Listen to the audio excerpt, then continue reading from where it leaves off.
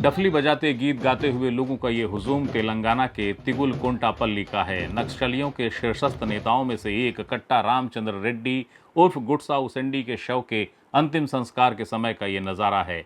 Chhattisgarh police ने बीते 22 सितंबर को नारायणपुर इलाके में एक मुठभेड़ में कट्टा रामचंद्र रेड्डी और उनके एक अन्य साथी के मारे जाने का दावा किया था। ये मुठभेड़ चर्चित थी क्योंकि इस मुठभेड़ में केवल 2 ही लोग मारे गए।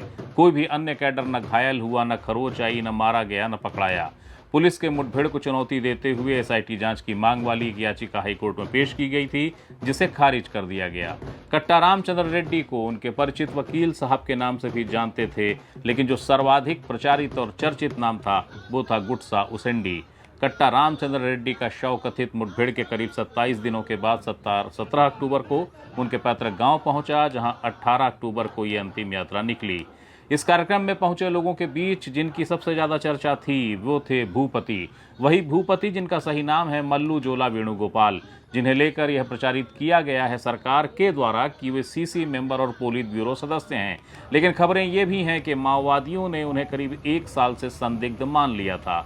मल्लू जोला वेणुगोपाल को लेकर तेलंगाना इलाके में मौजूद उन लोगों में गहरी नाराजगी है जिनकी संवेदनाएं और सहानुभूति माओवादियों से है। मल्लू जोला वेणुगोपाल को लेकर इनकी भावनाएं प्रतिशोधात्मक हैं। ये समूह वेणुगोपाल और भूपति को कई टॉप कैडर नक्सलियों की मौत का जवाबदेह मान रहा है। याद रखा जाना चाहिए कि नक्सलवाद कैडर से संवेदना और सहानुभूति रखने वाले ये लोग कुछ सैकड़ा तक सीमित नहीं हैं। ये कोई पहला मौका नहीं है जबकि कोई बड़ा माओवादी मारा गया हो तो ऐसे ही जुलूस की तरह लोग शामिल न हुए हों।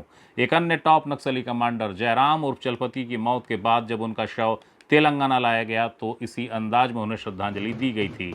याद रखिए कि कट्टा रामचंद्र रेड्डी और चलपति अकेले नहीं हैं। इन जैसे अन्य माओवादियों के शव को भी जब तेलंगाना लाया गया तो इसी तरीके से लोग उमड़े और विदाई दी गई।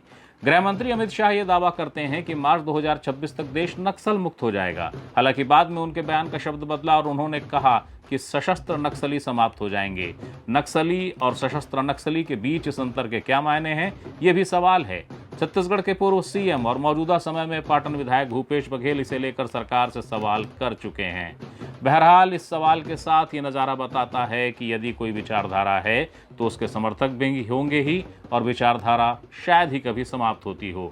तेलंगाना में उमड़ी ये भीड़ बताती है कि केंद्रीय गृह मंत्री अमित शाह के दावे को यदि सही साबित करना है तो फिर लड़ाई बहुत लंबी और बेहद कठिन है।